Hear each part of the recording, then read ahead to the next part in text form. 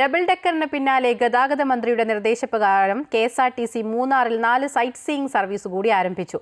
Anakkulam, Periyakanal, silent Valley, Vattavada എന്നിവിടങ്ങളിലേക്കാണ് പുതിയ സർവീസുകൾ.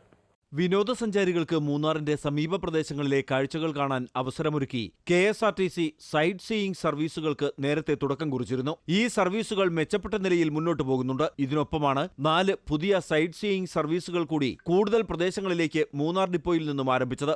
ഓരോ റൂട്ടിലുമുള്ള വിവിധ വിനോദസഞ്ചാര കേന്ദ്രങ്ങൾ ബസ്സിലെത്തി സഞ്ചാരികൾക്ക് ആസ്വദിക്കാം.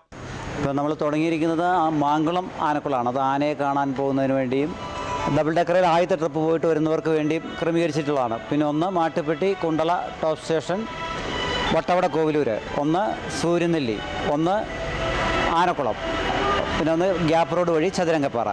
എല്ലാം നല്ല പ്രതികരണമാണ്. ആളുകൾ വന്നു തുടങ്ങിയിട്ടുണ്ട്. ഇന്നിപ്പോൾ 2 സർവീസ് പോയി, ഇന്നലെ 2 സർവീസ് പോയി. കുഴപ്പമില്ല. ഇനിയിപ്പോൾ പരീക്ഷ ആയതുകൊണ്ട് ആളുകളുടെ കുറവുണ്ട്. പരീക്ഷ കഴിയുമ്പോൾ ആളുകൾ നല്ല രീതിയിൽ വരും. നല്ല പ്രതികരണമാണ്.